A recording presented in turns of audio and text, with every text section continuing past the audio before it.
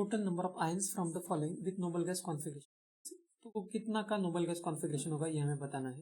Noble gas configuration का meaning होता है कि NH2 NP6 इस तरह का कॉन्फिगरेशन होना चाहिए। N का मतलब होता है आउटर मोस्ट शेल या वैलेंस शेल जो बोलते हैं हम, तो ये इंपॉर्टेंट है यहाँ पे आउटर मोस्ट शेल। N-1 का मतलब होता है सेकंड लास्ट शेल।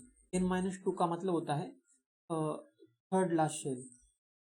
तो यहाँ पे NH2 NP6 का मतलब होता है कि लास्ट शेल जो भी होगा उसका S में 2 और P में 6 इलेक्ट्रॉन होना चाहिए, बाकी कुछ नहीं होना चाहिए, DF वो सब खाली होना चाहिए। तो हम उसको बोलते हैं नोबल गैस कॉन्फिगरेशन।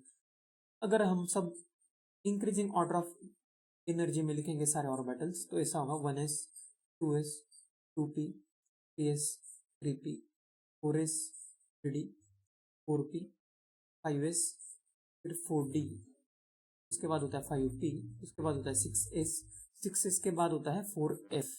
तो पीरियोडिक टेबल अगर याद है तो वो डायग्राम देख के आप हॉरिजॉन्टली अगर ट्रैवल करेंगे इस तरह से तो सारे आपको ये याद हो जाएंगे ऑटोमेटिक। उसके बाद 4f के बाद होता है 5d और उसके बाद होता है 6p। इसके बाद का रिक्वायरमेंट ऑलमोस्ट हमें नहीं मिलेगा यहाँ पे, तो इसमें तो हो जाना चाहिए सॉल्व। इसमें ऐसा होता है कि जैसे इसमें बस एक्सेप्शन है हेलियम, हेलियम में बस NH2 होता है तब भी वो नोबल गैस होता है, तो इससे 1s बस भरा है तो इसको हम बोलते हैं हेलियम गैस। उसके बाद अगर सेकंड शेल में S और P अगर पूरा भरा है, मतलब 2s और 2p अगर पूरा भरा है तो हम यहाँ तक जो कॉन्फ़िगरेशन है उसको बोल सकते हैं हेलियम के बाद नियॉन। इसके बाद अगर थर्ड शेल का S और P अगर भरा है, मतलब 3s और 3p भरा है तो इसको हम बोलते हैं अर्गॉन। तो यहाँ पे अगर फुलफिल्ड है यहाँ तक 3p तक तो अर्गॉन होगा। 4s और 4p अगर पूरा भरा है, मतलब ये 4s भी और ये 4p भी अगर पूरा भरा है तो मतलब यहाँ तक अगर पूरा भरा है कॉन्फ़िगरेशन तो हम बोलेंगे इसको अर्गॉन। के बाद होता है हीलियम नियॉन अर्गॉन क्रिप्टॉन। उसके बाद अगर फिफ्थ शेल देखेंगे 5s और 5p अगर पूरा भरा है, 5s और ये 5p यहाँ तक अगर पूरा भरा है तो इसको हम बोलते हैं हीलियम नियॉन अर्गॉन क्रिप्टॉन जेनॉन। और उसके बाद 6s और 6p अगर यहाँ तक भरा है तो इसको हम बोलते हैं रेडॉन। तो अगर हम सब देखेंगे तो इनका हम एटॉमिक नंबर भी सबका लिख सकते हैं। हीलियम का एटॉमिक नंबर होता है 2, उसके बाद 8 ऐड करेंगे तो इसका हो जाएगा 10, इसके बाद 8 ऐड करेंगे इसका होता है 18, 8 के बाद 18 ऐड करना है तो इसका होगा 36, फिर 18 ऐड करेंगे तो ये होगा 54, इसके बाद 32 ऐड करना है तो ये हो जाएगा 86।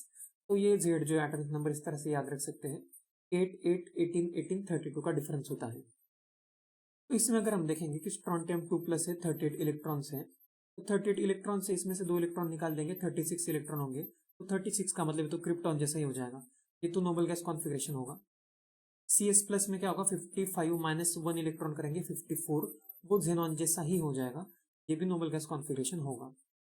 लैंथेनम 2+ में क्या होगा 57 में से 2 इलेक्ट्रॉन 55 मतलब 54 जेनॉन तक तो यहाँ भरेंगे, इसके बाद 1 इलेक्ट्रॉन भी भर देंगे 6s में, तो उसके बाद तो ये NH2 NP6 नहीं रहेगा क्योंकि इसका N तो 6 हो जाएगा फिर। तो ये लैंथेनम जो वो नोबल गैस नहीं है, लैंथेनम 2+ नोबल गैस कॉन्फ़िगरेशन नहीं होगा।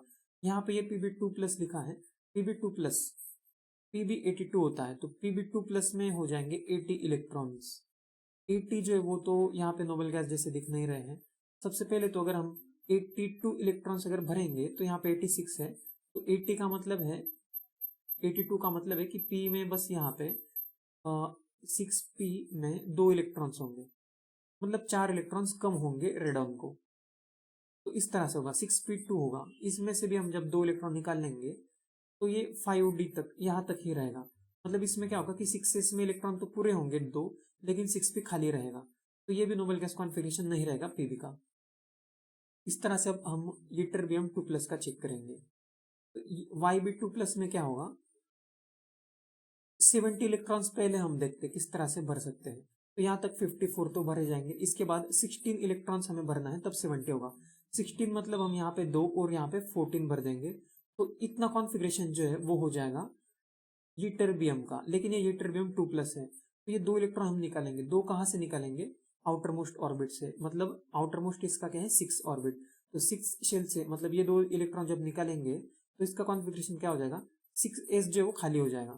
तो 6s में इसमें 0 इलेक्ट्रॉन्स रहेंगे।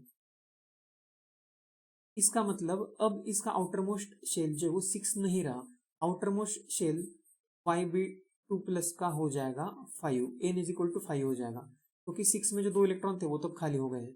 तो अब हमें ये जो रूल है वो देखना होगा, फिफ्थ शेल के लिए लगाना होगा ये रूल कि 5 का s और 5 का p में 2 और 6 इलेक्ट्रॉन है क्या।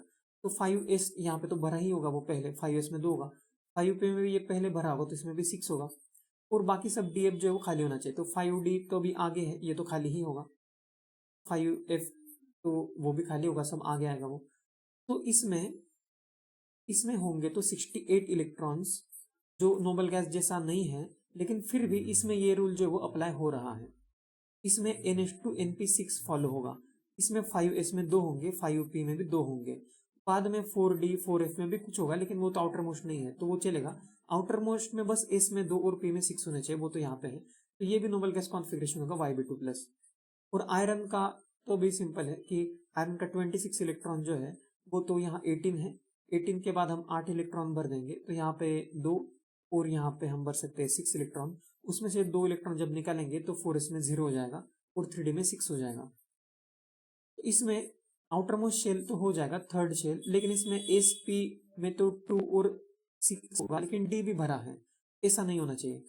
NH2 NP6 होना चाहिए, d में कुछ नहीं होना चाहिए, इसलिए ये भी क्या है, नोबल गैस नहीं होगा, नोबल गैस कॉन्फ़िगरेशन नहीं होगा। तो इसमें Sr2 plus CS2 CS plus और YB2 प्लस ये नोबल गैस कॉन्फ़िगरेशन होगा।